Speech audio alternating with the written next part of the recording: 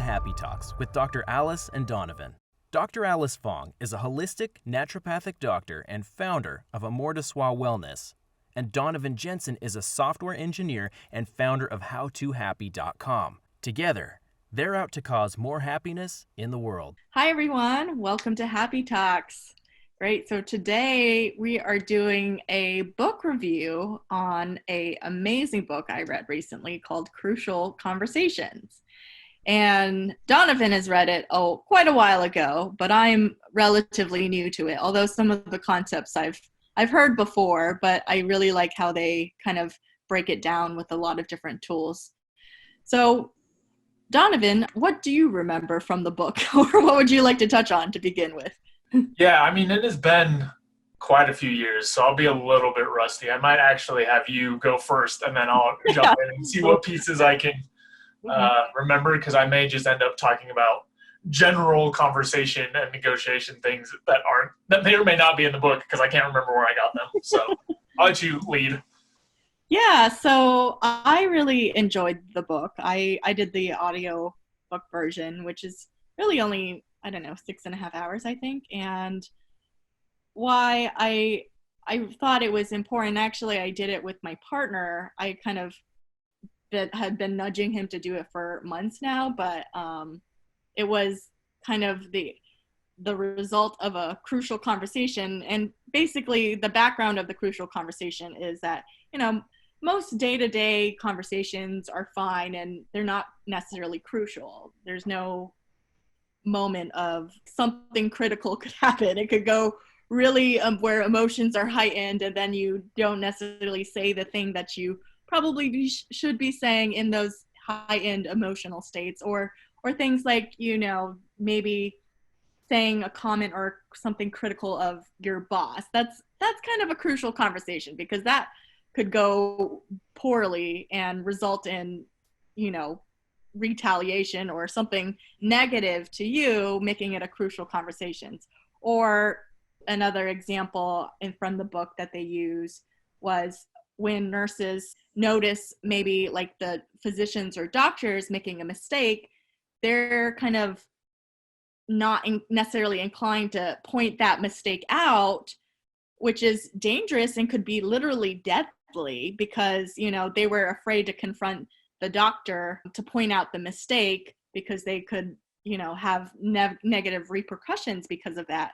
And resultantly, that could end up, in someone's death potentially. So that's where, like, critical conversations, where it's like, how do you have those difficult conversations without, offending that person or making them upset at you? So navigating through that. And, I feel like I'm a pretty good, strong communicator, but even I know when I'm triggered or agitated, it's a lot harder to communicate in those moments.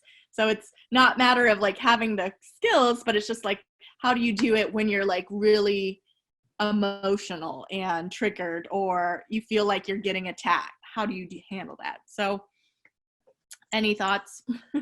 Yeah, I mean, that's kind of what I remember from it a little bit, is basically like, there are these certain conversations or interactions that need a little bit softer touch, or we need to employ a little bit more skills. It's not like you show up at work and people are like, hey, how was your weekend? Like, it's not those conversations.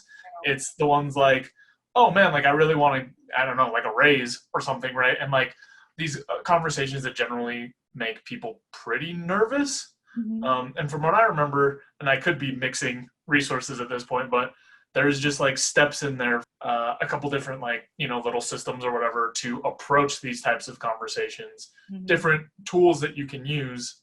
And then, like you were saying, making sure you're in the right mindset, because there's a lot of books and resources that kind of have really specific tools. Like if they say this type of thing, say this type of thing back. And if I recall correctly, Crucial Conversations was a lot more like high level. Like, this is the general strategy. Like, you want to make sure that you stay in a position of like, what is it that you're trying to get together? Like, what is the shared vision or the shared outcome that you want? And the specific way that you get there is less important than kind of navigating through it together. Right.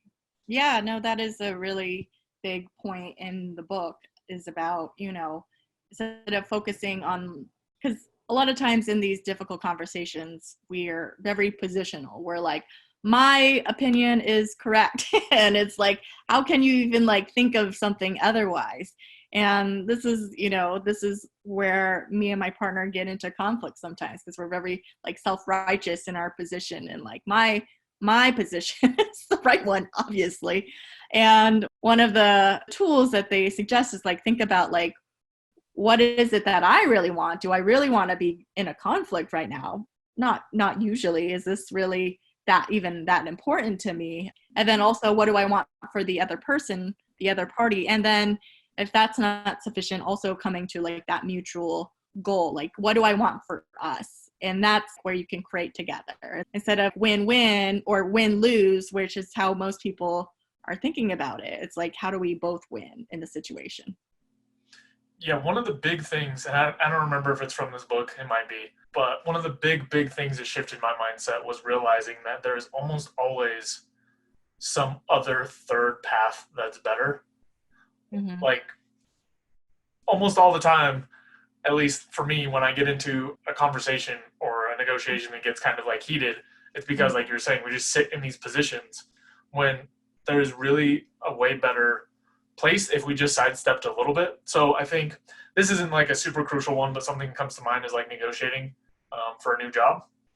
And like, I remember one of the jobs that I got an offer for, I thought, oh, well, I want this amount of money.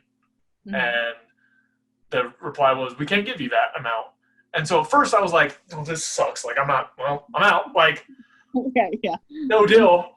But then after I calmed down a little bit and started thinking about like other options, I'm like, well, I mean, if they were willing to give stock options or something else or more time off or some other things, like all I want is more value. It doesn't have to be dollars. And like that to me is the big shift from kind of this position of like, I need X salary. And there may be certain situations where that like would actually be true, but what I really wanted in that case was just more value. Like that amount of money with no other perks didn't seem like enough for what I was looking for. And I think there's all kinds of scenarios where this kind of third path can open up, or this other, like you were saying, once you figure out like what it is you really want and step back and get up to a more high level point of view, you can see other positions that would just be equally useful than the one you start from. Absolutely. I really like that you had mentioned the value piece, because that kind of correlates to some of the other aspects of the book. Is like, what was important to you is to feel like it didn't have to be the dollars, it's having to feel like you were valued. And another point that they make is like, does the other party feel like they're being respected? Because if you're being all like snippy about it and being like, you're wrong, then they're probably not feeling respected. And the other part of that, not just being respected, but feeling safe, is like, does that other person feel safe? And when I notice myself getting agitated and the other person getting agitated, I'm like, okay, clearly I'm doing something that's not helping the situation. What do I need to say? Obviously, I need to like calm down my tone. I need to not be like accusatory and be more inquisitive and just be like, oh, I'm sorry. I did not realize maybe I'm not making you feel comfortable, or, really like stepping back from my agitation and really being like, this person is clearly not feeling safe. So what do I need to say to have him feel or her feel safe and respected? That kind of makes me rethink of like, okay, how can I de-escalate the situation quickly? And that's one of the ways I think that has been successful. Yeah, I can't recall if it's from this book or from some other resource, but I also saw a huge difference in kind of what you're saying in terms of creating the right environment to keep the conversation alive. And it sometimes feels like a little bit too much, but when I get into these more crucial conversations, I find myself very often kind of putting a placeholder out in front or like some sort of statement to get my intentions across before I ever even get close to putting out my position. So saying like, hey, I want to make sure that we both come away with something we're happy with. I want to make sure that you feel respected. And like sometimes it feels like I'm just like, oh my gosh, over the top, like blah, blah, blah, blah, blah, blah, blah. But I've never had like a really terrible response where someone's like, stop telling me that you value what I'm going to say. Like no one ever responds that way. It's just me kind of feeling a little bit weird about like all of this. But the other piece is every time that I do that compared to times where I forget to do something like that, the conversation, the outcomes are drastically different. Like I've never been in that state of mind and started from the right place and started from like okay, this is probably we're going to probably have to navigate a little bit. We're probably going to have to work through some stuff. Mm-hmm. I want to make sure we both come away with something that we feel good about.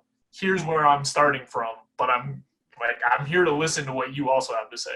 Right. Those go so much better. Definitely. Yeah.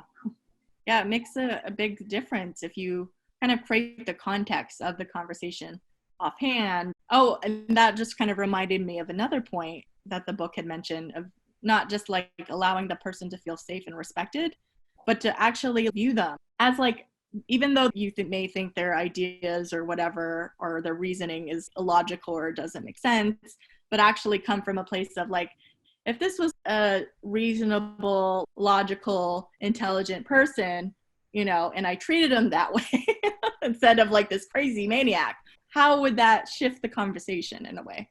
So that kind of is being like, you know, if I can believe like this person isn't actually trying to cause ill will towards me or not trying to be like a crazy maniac, then it kind of shifts it being like, okay, I do know this person. And it kind of it depends on the context. For people I do know, like most of the time they are not trying to be hurtful or whatever. But if it's like a random stranger, I'm also going to try to assume that they're not trying to be intentionally hurtful and being like, you know, maybe they're just kind of acting out because they had a really shitty day. So yeah, and to not take that personally. Yeah, I had I don't know, I must have read it somewhere, but a slight realization change a while ago that no one ever really does anything in the moment unless they think it's the right thing to do, right? Like you don't ever, I mean, very, very rarely do you do something like, oh, this is like absolutely terrible, I shouldn't do this. Like most of the time you have some reason you think it's right. And me trying to step into that space of like, why do they think this is the right thing to do? Even if I totally disagree with it, even if it's something completely off, like you were saying, it seems illogical to me. I mean, it could even be that they have ill intent, right? Like even people that have ill intent toward me, it's helped me a little bit to try to step into that space of why does this person think that the right thing to do is treat me this way or be aggressive towards me or whatever else? And a lot of times, you know, it'll chain into something like, oh, well, they're feeling threatened right now. That's why they're being aggressive towards me. And it's like, okay, it doesn't make it awesome. It doesn't make me be like, wow, thanks. But it does help get a little bit of perspective on it. And it does help open up a little bit more space for me to get back into that kind of context setting, get back into cooling things down instead of like, this person is just being super aggressive towards me. You want to fight? Like, okay, let's go. Like, I can step back a little bit and be like, okay, why do they think that? All right. So let's try to shift this away from something that feels threatening or shift this away from, you know, whatever the underlying reason they think it's right could be. And then not always right, not 100%, doesn't make the interaction immediately awesome, but it does open up a little space. Yeah, no, definitely. And to just, you know, open up the conversation, it just kind of reminded me of another example in the book that he talked about was the story of this woman that was upset that her coworker seemed to be like trying to show her up all the time, when in reality, so she was feeling like he's trying to show her up and minimize herself at work. And in reality, what actually was happening was like he was thinking she was overwhelmed with a lot and he was trying to like help her out with that. But she kind of took it as like, you don't think I'm good enough to handle my job, so how dare you try to like outshine me or at work, and you're always trying to do that kind of a thing. And it kind of goes back to, you know, other points we've made in previous episodes of, you know, how do we separate out the story? Like a lot of people create stories in their head that's not really the reality of the situation, or they think their perspective is like the reality of what's happening. This person's trying to offend me and show me up, and how dare he,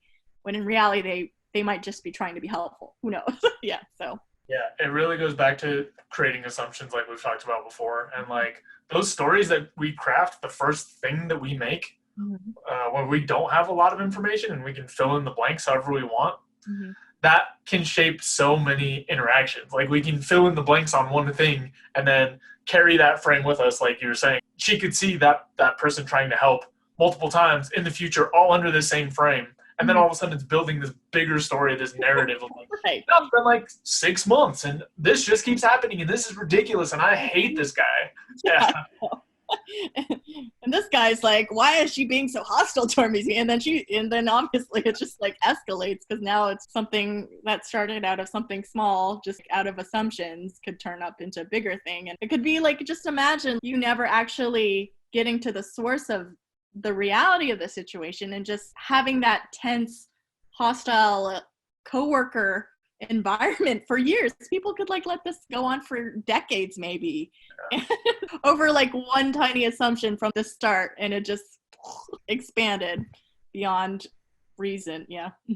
That also makes me think of kind of how these types of conversations can get harder over time in terms of if there is something that needs to be addressed and we don't end up addressing it, and we don't end up having these conversations.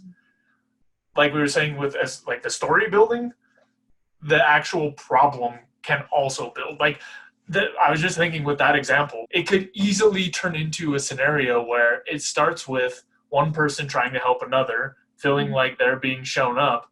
Then they act in a way that's like defensive or whatever else. And then the person who was originally trying to help gets those, negative vibes or like frustrations. Then it's like, what the hell is wrong with this person?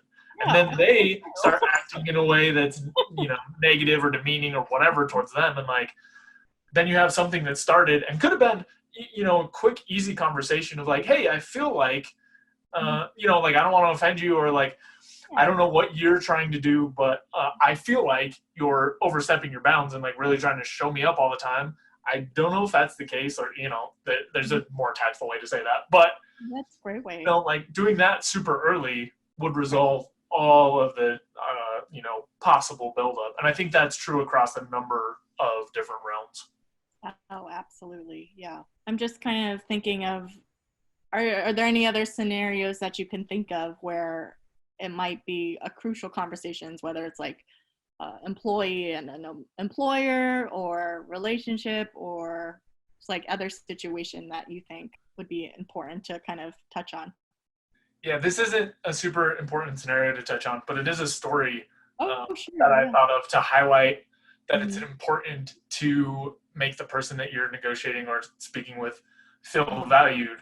And that's so I was in Mexico like several years ago, and I don't speak much Spanish, but I can understand enough to kind of understand, I don't know, like 80% of conversations, right? Like I can kind of get what's going on. Yeah. So, we were out just like on vacation, obviously looking super touristy and negotiating for some stuff. And I wanted to buy, I think it was a ring. I believe it was a ring, and we were just talking and like kind of negotiating, trying to figure out a price. And then the guy switched to Spanish and was talking to someone else about the cost of the thing, but also being like really insulting about me, just assuming that like I didn't speak any Spanish or know anything. And he also happened to say what the item was at cost, right? Because it looked like some sort of like it was his boss or something type of deal. But anyway, I heard like how much the item was worth. And I was willing to actually pay quite a bit more than that before. But then after that, because part of me, sometimes when I shop for businesses, I'm like, I know that you need to make some amount of profit. So I'm like, I'm okay giving some amount of money to make a profit.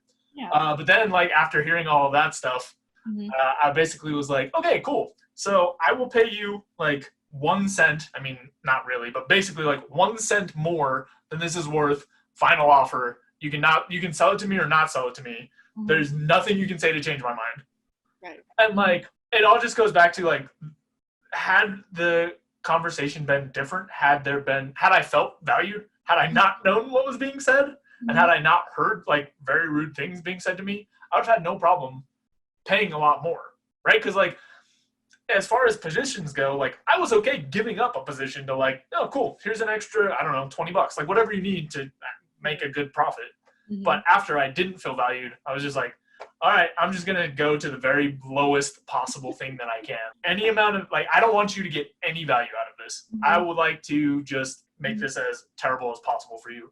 Not because I'm like, generally, or because I started from a position of like, oh, I want to make it suck, but because I felt so unvalued. And I was like, cool, if you're not going to value me, and then I will do the same, which in retrospect, not like the most best thing I've ever done in my life. But at the same time, it was like, you obviously don't care, so I don't care. Right, yeah.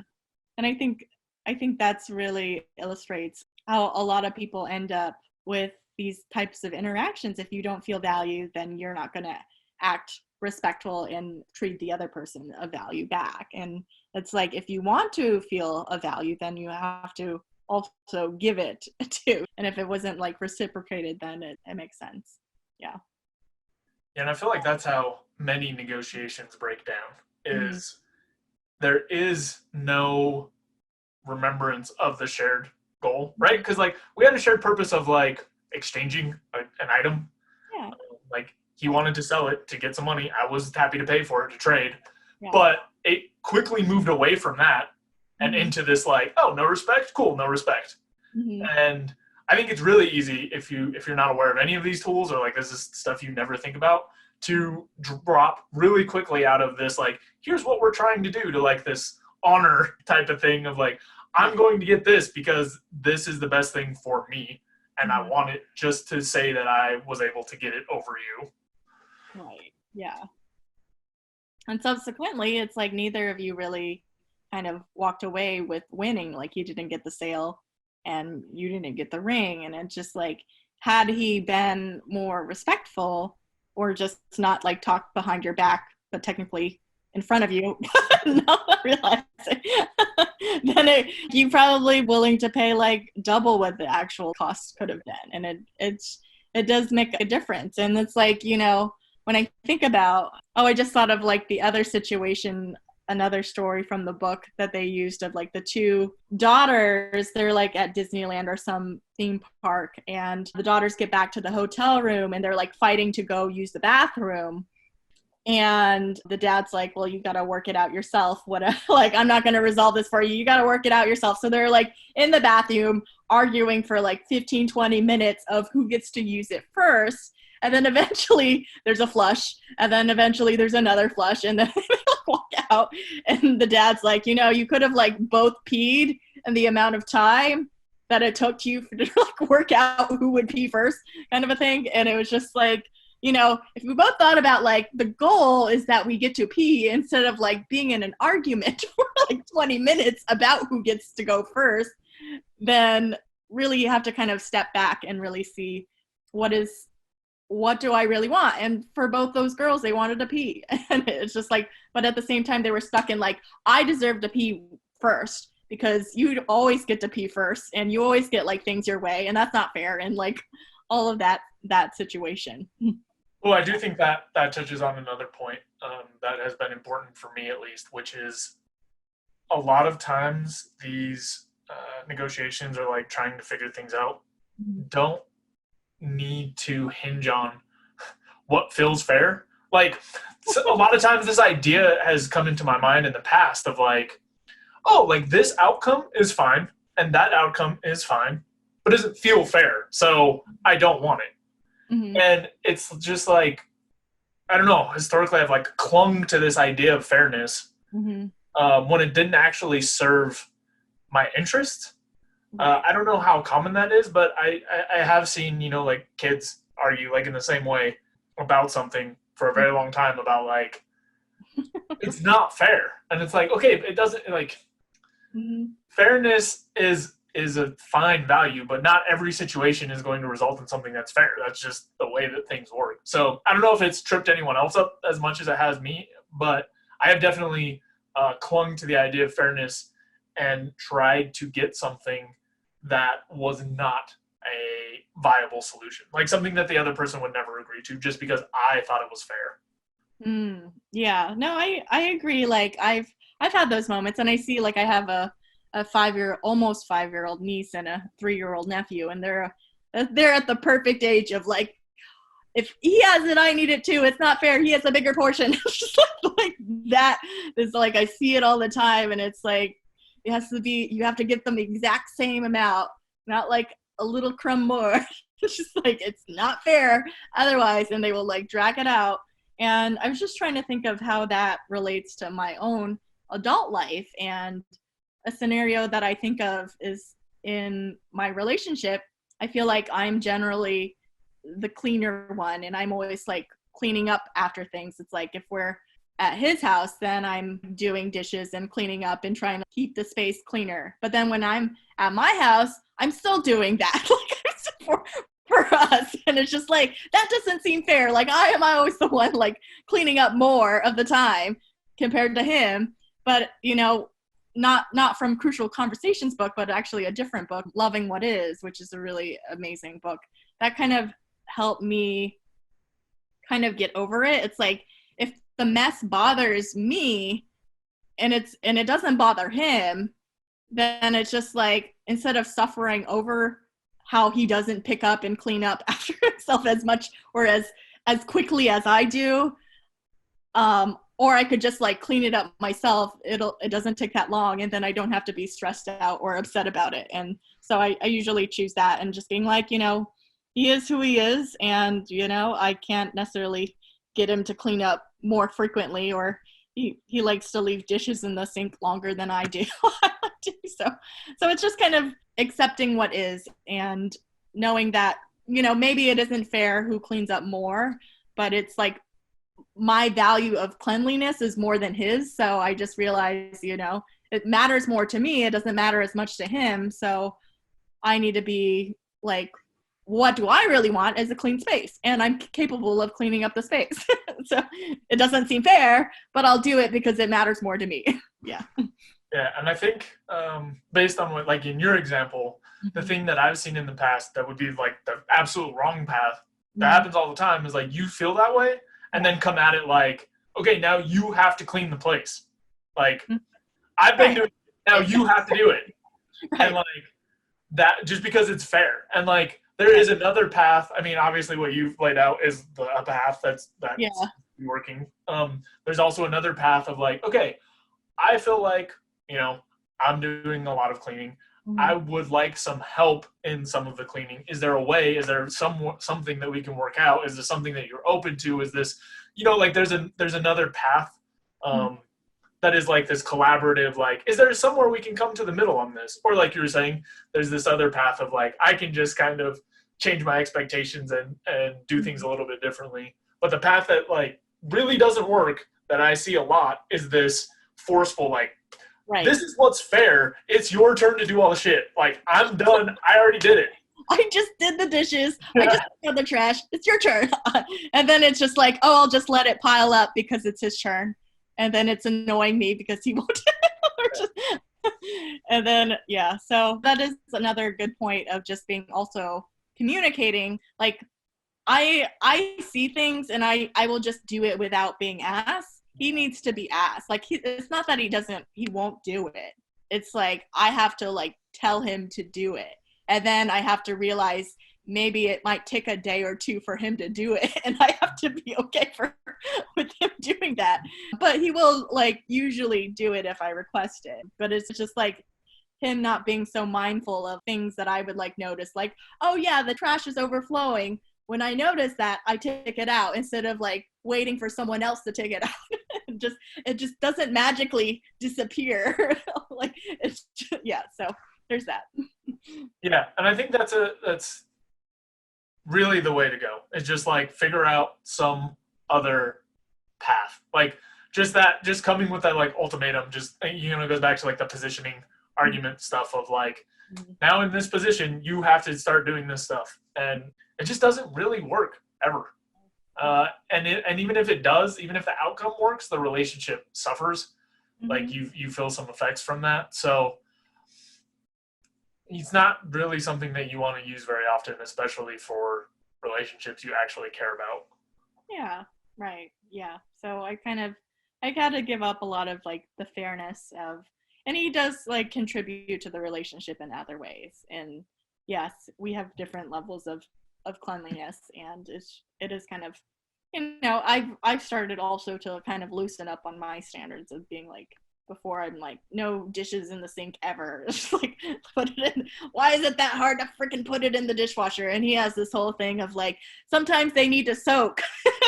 Just like, and I'm like, do they need to soak for like 3 days? So there's like this whole, I think this is like a common couples argument when you live together of, yeah, and just being like, okay, now I do agree, like sometimes it does need to soak a little bit, but I only like give myself a day at most to do that. And if he doesn't do it, then I'm just gonna do it because it's the one that I'm the one being bothered by it. Yeah. And I think you touched on something important in terms of, you were saying, contribution to the relationship, right? Like what matters is finding a set of shared responsibilities that fits for both people. Like that's one thing that I found really useful is both in my relationship, but also when I was living with my parents and my siblings, is like some chores suck more for certain people than other people. Right, yeah. And sometimes there are ways, and not always, sometimes both people hate taking out the trash or doing the dishes or whatever, and then that sucks and you just have to deal with it. But I found that there are times when things are being distributed in a way that's fair, but doesn't actually make sense for what people want to do. Like vacuuming, for example, I don't mind at all. I can't remember who hates it. Someone that I know that I've lived with in the past really hates it. And I'm not a super fan of doing dishes. So like we had worked out a way that we could both contribute to these separate things instead of splitting them both down the middle. Right, equally. And both of us were happier that way. And we both felt like, okay, we have this shared outcome. We have this shared goal. And again, I mean, I've said it like a bajillion times, but it just gets you away from that position of like, you have to do what's fair to like, actually, this is a way better setup. It's not fair, really, because I don't know, like fair would be half for both. Right. But it is better. Right. Yeah, and it's that way you both get to do the chore that you prefer over the chore that you don't. And in a way, is it 50-50, like he's doing the dishes 50% of the times, or you're doing vacuuming 50% of the time. And it's like, yeah, you can do it that way to make it fair, but then both of you are suffering half of the time. So it's like, are you winning with that by splitting it down the middle to make it fair? Right. Yeah. Like it sounds like the result you ended up with is more of a win because you don't end up having to vacuum the thing that you don't like. So that I'd say that's a win. And it just goes back to that third path thing, right? Like when I still can't remember who it was. I wish I knew who it was. But when we first had that conversation, that's what we came to, is like, I guess we both just do half of the thing because that's right. That's kind of how people do it. That's where you start. The alternative is like you do all of it or I do all of it. That's way worse. Like this very binary black and white, like, yeah. I don't know, these are the only three options. Either like we share it, you do all of it, or I do all of it. When really there's almost always this third path. And it reminds me of, there was an apartment that I moved into, and I'm trying to remember the details as I tell the story, but basically, I know what it was. So the place had just been built. It was brand new, and I was the first person to move in and live there. And the landlord, as I was talking to her, she was a little bit worried about the place being clean. And, she brought it up a couple times, not like explicitly saying anything, but she's like, oh, it's brand new and I really want to make sure things stay nice and yada, yada, yada. And then, so we were kind of negotiating and figuring out the rent and some of the details and like utilities and stuff like that. And it came out with a price that wasn't exactly what I wanted. It was a little bit high for me. And I was like, man, this place is pretty good, but I don't think I can pay that much. So maybe I'll just look for something else. And then after thinking about it for a while, after getting myself out of the position to more of this like value-based stuff, I realized like, oh, she said like 5 times that she wants to keep the place clean. I'm going to call her and ask if she'll lower the rent if I promise to hire cleaners every month. Oh, yeah. And like, if she doesn't want it, cool. Yeah. That's totally fine. But, you know, that makes sense to me. Like, I get what I want, like, is a little bit lower rent. Right. She gets something that I know she wants because I heard her say it. Like, a lot of times. place will definitely be clean if cleaners do it. If I do it, there are no promises.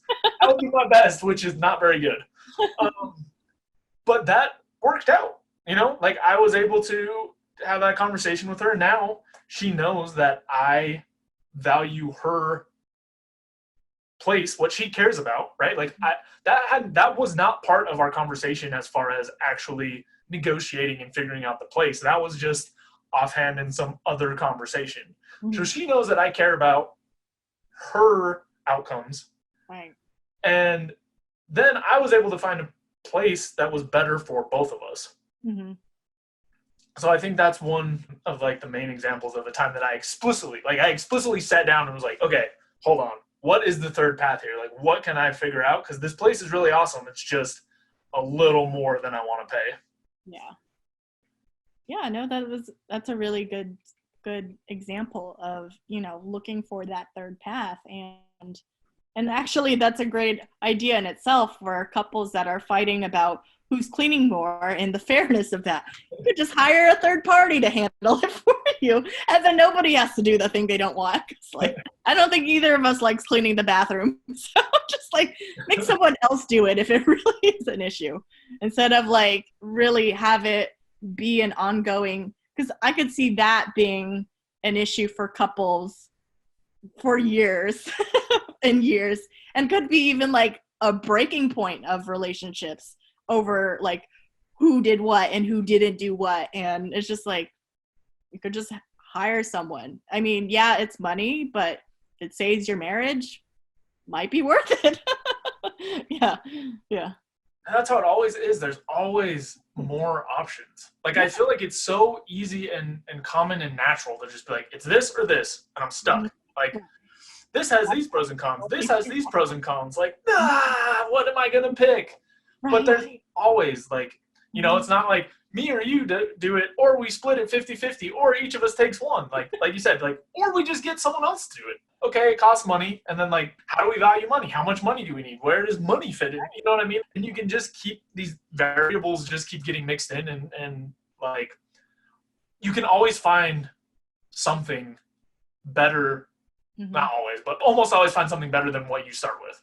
Right. Like, there's almost always the initial idea, and then it's like, oh, wow, okay, here's the pros and cons. And then if you just keep tweaking and messing around with the variables and playing with stuff, you can almost always find something better. And I've found both pros and cons from it in terms of a lot of times I'm getting better outcomes, but now I'm like, oh my gosh, there's so many options for everything. Like, how do I pick? There's so many different ways to solve this problem. Yeah. But it's a good problem to have. It's better than feeling trapped and like, there's only two ways to do this. Yeah, and I think that's what a lot of people do, is like, there's only two options and nothing else. They have their opinion and their solution for the problem, and they think that's the only right way to do it.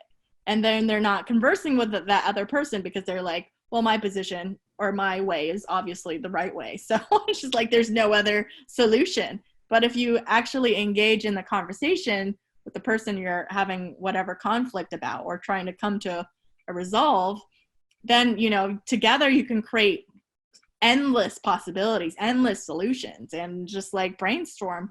You know, maybe not all of them will work, but it's like, what would have it, like, could you actually come to a place of agreeing on some sort of path, whether that's, you know, getting a cleaner together, or would you rather just have like the same argument over and over and over again? And then that's the definition of insanity. It's like, when you try to solve a problem in the same way and you keep getting the same outcome, you got to try something different. Just like, you got to try something different. And there are, if you're willing to expand your mind and realize there are a million solutions to all sorts of different problems, that doesn't have to be one way or the highway, that it really can open up a lot for relationships and conversations in general. Right. One other thing, I'm going to switch the topic a little bit, but one other thing I wanted to touch on is practicing some of this stuff. I think there's a very easy path to do it in terms of, and I think I've talked about this before, but taking lower stakes conversations and injecting some of these skills and strategies and ideas of like, okay, how do we move towards more of a middle on this thing? How do we figure this out? And building those really gives you a baseline to use in the more important conversations. You know, so I think like choosing a restaurant, for example, like something very low stakes, but being intentional That about can turn into a big conflict. Yeah. being intentional about using some of the tools and some of the ideas in those situations where, for the most part, it's pretty safe and pretty mellow, gives you a lot more confidence and a lot more of an ability to navigate some of the stuff that really gives people a lot of anxiety and seems pretty tough. Yeah, definitely. I just, when you thought of the restaurant thing, I just thought of like how in my relationship, we're like, oh, you picked the restaurant last time, I get to pick now. And like that back to the fairness thing in my head of just like, that's not fair. You had to pick last time. You always pick Italian food. I want something different kind of a thing. And I'm just like, man, now I have to step back the next time we come to a place of like, who gets to pick the restaurant and the type of food? Okay, how are we both going to win? What was something we would both enjoy right now? Which we do sometimes, but sometimes I feel like we eat too much Italian food. Yeah. There's got to be some third path. I don't know what it is, but it's out there. Third path. Yeah. Anyways, I think we covered the topic pretty well. Was there anything else that you had wanted to share? Nope. I mean, I don't even know what's in the book and what's not in the book. So I just did my best to remember. Like it's all important stuff. So right. All right. Well, thanks everyone for watching, and we'll see you next time.